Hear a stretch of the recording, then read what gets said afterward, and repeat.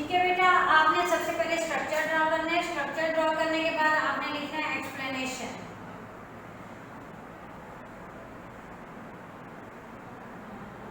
Explanation में लिखना है आपने from periodic table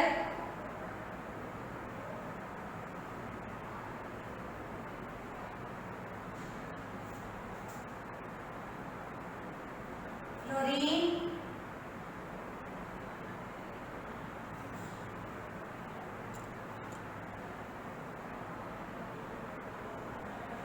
has two shell, so the inner electron of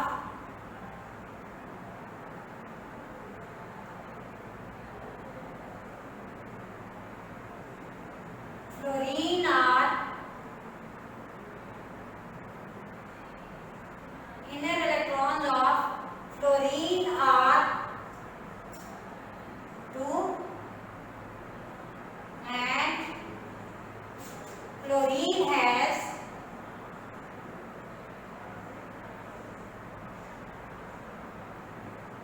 three shells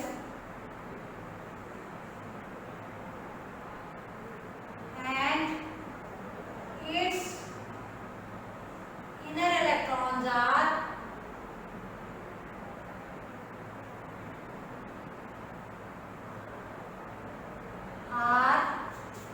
its inner electrons are 10. Therefore,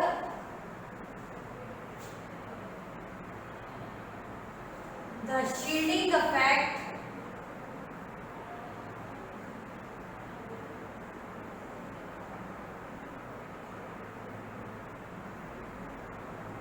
of fluorine is smaller than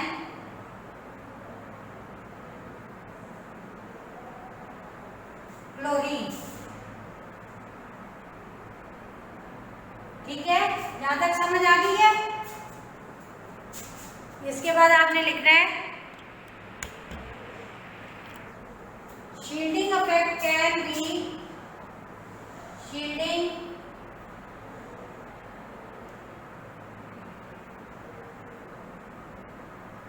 effect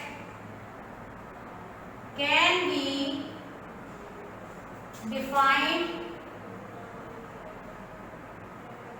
as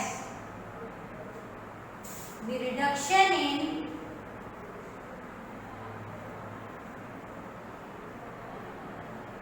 in force of attraction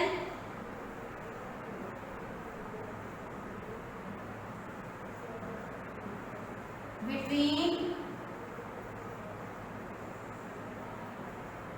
nucleus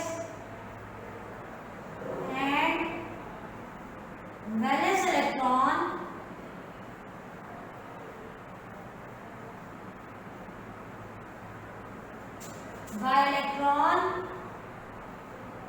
by electrons present in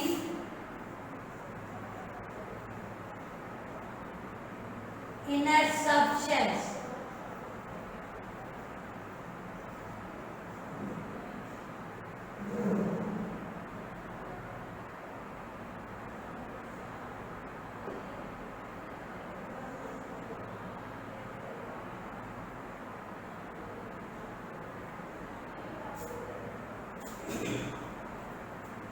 clear?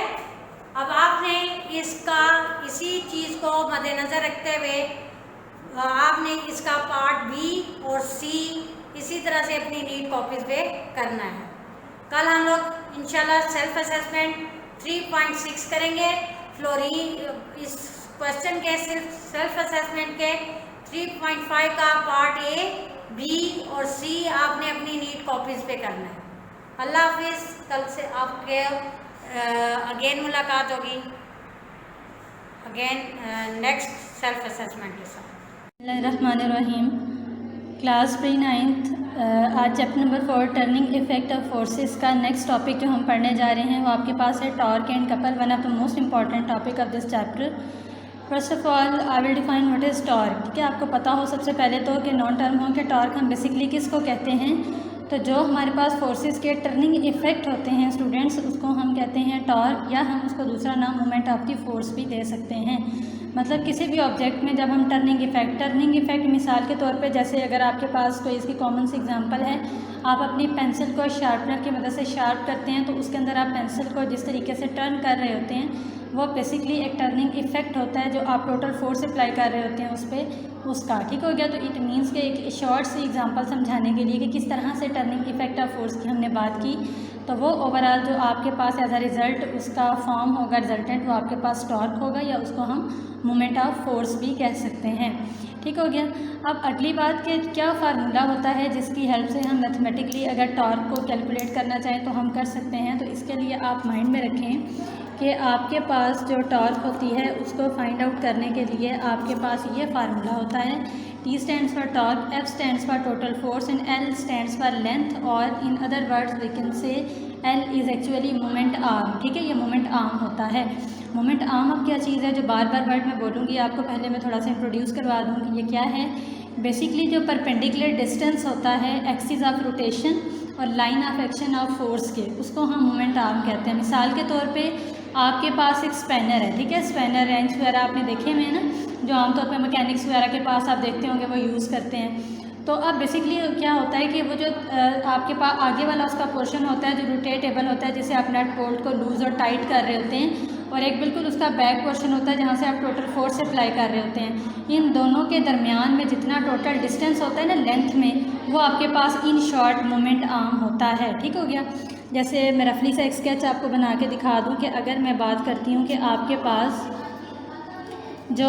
Pass total, for example हम बात करेंगे एक moment arm के लिए कि total force आपके पास जो होती है और जो आपके पास मोमेंट आर्म होता है वो बेसिकली क्या होता है, वो मैं अब आपको थोड़ा सा बता दूं। देखिए मैंने ऐसे एक स्केच सा बनाया कि अगर फॉर एग्ज़ाम्पल ये वो पार्ट होता है कि जहाँ पे दरमियान में आप नट या बोल्ट को टाइटन और लूज़ करने के लिए फ़िक्स कर लेते हैं, और टोटल फोर्स आप जो अप्लाई कर रहे होते हैं वो यहाँ पे अप्लाई कर रहे होंगे, तो जो टोटल डिस्टेंस या एक्सिस ऑफ रोटेशन और जो लाइन ऑफ एक्शन फोर्स की होती है उनके सेंटर में होता है, वो मोमेंट आर्म कहलाता है, जिसको हम सिंबलाइज कर देते हैं, उसको हम सिंबॉलिकली कैपिटल L से लिखते हैं। तो यही बेसिकली यहाँ पे जो टोटल फोर्स अप्लाई की बात की वो ये वाली फोर्स थी, और जो मोमेंट आर्म की बात की वो आपके पास ये है L। इन दोनों का जो प्रोडक्ट होता है वो आपको टॉर्क दे देता है। ठीक हो गया।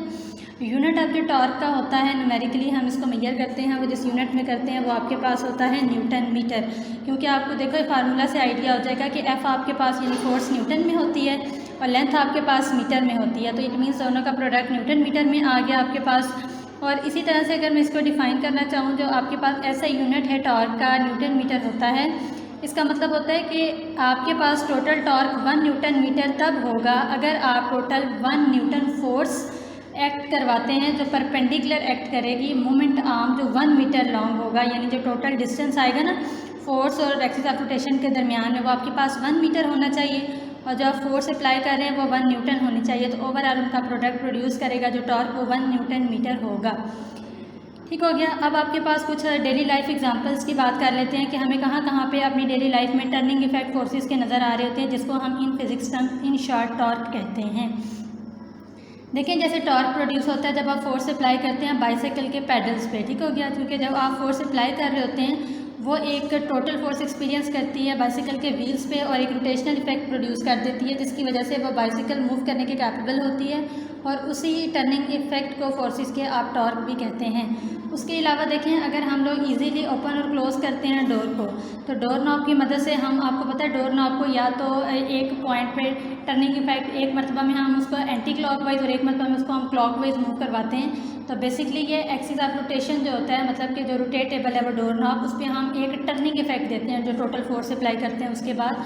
तो इसका मतलब कि डेली लाइफ में हमें जो अप्लाइड फोर्स में टर्निंग इफेक्ट मिलता है वो डोर को ओपन करने के लिए भी जो हम फोर्स अप्लाई करते हैं वहाँ पे भी मिलता है। उसके लिए मैंने इसके अलावा स्टार्ट में जैसे शार्पनर की एग्जांपल दे दी। उसके अलावा देखिए वाटर टैप होता है, वाटर टैप को आप ओपन करने के लिए भी इसी तरह से रोटेट करवाते हैं एक्सिस ऑफ रोटेशन पे, तो ये टोटल आप फोर्स अप्लाई करते हैं, वो टर्निंग इफेक्ट होता है फोर्सेस का, तो वो भी आपके पास डेली लाइफ में टॉर्क की एग्जांपल है। इस तरह से बहुत सारी एग्जांपल्स जो आपको डेली लाइफ में ऑब्जर्व करने को मिलती हैं।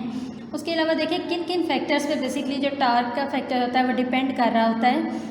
मोस्ट इम्पॉर्टेंट ये आपके पास क्वेश्चन है। इन शॉर्ट आपसे जो आपके पास शॉर्ट क्वेश्चन आंसर्स होते हैं उनमें भी पूछ लिया जाता है। सम टाइम लॉन्ग में आ जाए भी तो ऑब्वियसली आपको फुल टॉपिक को एक्सप्लेन करना पड़ता है। जस्ट अगर आपसे फैक्टर पूछे जाते हैं तो फर्स्ट फैक्टर आपके पास होता है मैग्नीट्यूड ऑफ द फोर्स, और सेकंड आपके पास होता है मोमेंट आर्म, जिसको अभी मैंने ऊपर डिस्क्राइब भी कर दिया। जो टोटल मैग्नीट्यूड होता है ना फोर्स का, यानी जितनी ज़्यादा फोर्स अप्लाई कर रहे होते हैं, तो मतलब कहने का कि जितनी ज़्यादा फोर्स आप अप्लाई करेंगे किसी भी ऑब्जेक्ट पे जो टर्निंग इफेक्ट देती है, उतना ज़्यादा मोमेंटम प्रोड्यूस होगा, टॉर्क क्रिएट होगा। तो इट मीन्स कि हम कह सकते हैं कि जो टोटल आपके पास फोर्स होती है वो डायरेक्टली प्रोपोर्शनल होती है टॉर्क के, कि यानी जितनी आप फोर्स अप्लाई करेंगे उतना ज़्यादा टर्निंग इफेक्ट प्रोड्यूस होगा, और विच इज़ एक्चुअली टॉर्क, तो दोनों में डायरेक्ट रिलेशन होगा। Second factor is moment arm, मतलब कि जितना ज़्यादा, जैसे अब ये दरमियान में जो एक्चुअल लेंथ है दोनों में ये बहुत ज़्यादा है, अगर इसे हम कम साइज़ का एक्सपैंडर ले लेते हैं तो टोटल मोमेंट आर्म भी डिक्रीज़ हो जाता। तो कहने का मतलब ये है कि जितनी ज़्यादा लेंथ होगी, जितना ज़्यादा मोमेंट आर्म होगा, तो इट मीन्स कि उतनी ज़्यादा मोमेंट ऑफ फोर्स होगी, मतलब कि उतना ज़्यादा टॉर्क प्रोड्यूस होगा। तो लिहाजा दूसरा फैक्टर भी डायरेक्टली रिलेट करता है टॉर्क से। लेंथ ज़्यादा होगी, मोमेंट आर्म ज़्यादा होगा, तो ऑब्वियसली टॉर्क ज़्यादा क्रिएट होगी, यानी कि उतना ज़्यादा टर्निंग इफेक्ट प्रोड्यूस होगा। इसी तरह पहला फैक्टर जो था कि जितनी ज़्यादा फोर्स अप्लाई करेंगे उतना ज़्यादा टर्निंग इफेक्ट यानी टॉर्क प्रोड्यूस होगा। तो ये दो फैक्टर थे आपके पास जो बेसिकली डिपेंड करते हैं किस पे, टॉर्क पे। अब उसके बाद हम आ जाते हैं कपल पे। ये भी आपके पास एक इम्पॉर्टेंट टॉपिक है, थोड़ा सा रिलेट करते हैं टॉर्क एंड कपल दोनों आपके पास जो टर्म्स हैं। अब किस तरह से अब हम बात करते हैं, सबसे पहले तो कपल होता क्या है, ठीक है, इसके बारे में हम थोड़ा सा पढ़ लेते हैं कि व्हाट इज़ कपल। अब जो कपल फॉर्म होता है वो बेसिकली दो अनलाइक पैरेलल फोर्सेस होती हैं जिनका ओवरऑल मैग्नीट्यूड तो सेम होगा, लेकिन वो एक लाइन पे एक्ट नहीं करते, ठीक है, not act along the same line. यानी कि आप ये कह रहे होते हैं कि टर्निंग इफेक्ट की बात इस पर भी होती है, लेकिन हम ये कहते हैं कि बेसिकली जो ओवरऑल मैग्नीट्यूड होता है पैरेलल फोर्सेस का, जो दो अनलाइक पैरेलल फोर्सेस होती हैं, मतलब कि आप ये कह सकते हैं कि डायरेक्शनली ऑपोजिट होंगी या अनलाइक उनका ओवरऑल जो उनकी सिमत होती है वो, लेकिन उनका ओवरऑल मैग्नीट्यूड सेम आ जाता है, लेकिन फिर भी वो जो एक लाइन पे एक्ट नहीं कर रहे होते हैं, तो ऐसी सिचुएशन को हम कपल कह रहे होते हैं। जैसे मिसाल के तौर पे जो डेली लाइफ एग्जांपल्स में बात कर दूं कि आपके पास जैसे अब एक स्टीयरिंग व्हील होता है, ठीक है, आपको पता है कि जो स्टीयरिंग व्हील होता है उसको टर्न करवाने में आसानी होती है अगर हम कपल अप्लाई करते हैं उस पर। किस तरह से कि जब जो ड्राइवर होता है वो व्हीकल को टर्न करता है, ठीक है, वो टोटल फोर्स अप्लाई करता है, ठीक है, ताकि वो टॉर्क प्रोड्यूस करे, मतलब टर्निंग इफेक्ट लेके आए।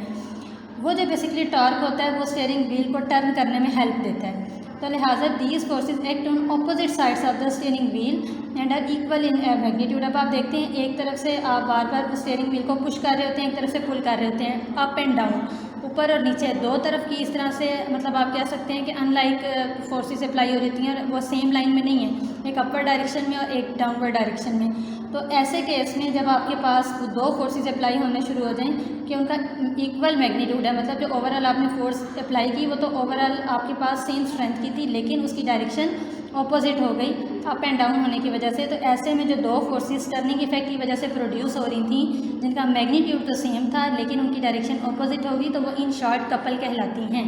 ठीक हो गया। उसके बाद इसी के एग्जांपल मैं आपको डबल आर्म स्पैनर में भी दे दूं। जैसे आमतौर पे वो जो आपके पास व्हीकल्स के व्हील्स वगैरह होते हैं उसके ऊपर आप लोगों ने मैकेनिक्स वगैरह को इस्तेमाल करते हुए देखा हुआ होगा, ऑब्जर्व किया होगा, स्पेशली बॉयज़ ने।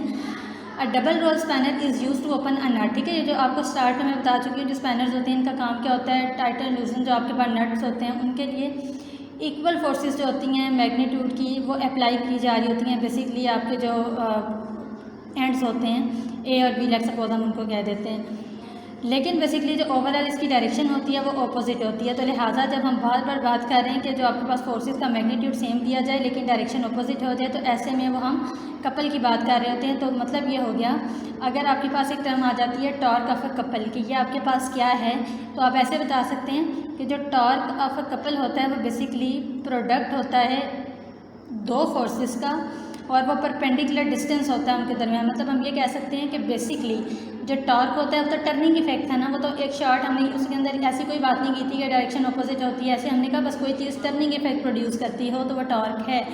लेकिन अगर हम इसके अंदर इस कंडीशन को एप्लीकेबल कर रहे हैं कि अगर आपके पास मैग्नीट्यूड सेम होता है टोटल एप्लीकेबल फोर्सेस का बट उनकी डायरेक्शन अपोजिट हो जाती है, तो ऐसे में हम उनको इन शॉर्ट कपल कह देते हैं। इजी सा ही टॉपिक था, मुश्किल नहीं था। अपनी टेक्स्ट बुक से भी इसको पढ़िएगा और वहाँ से भी इसका मटीरियल आप लोग ऑब्टेन कीजिएगा। इंशाल्लाह नेक्स्ट लेक्चर के साथ कल मिलेंगे। अल्लाह हाफ़िज़।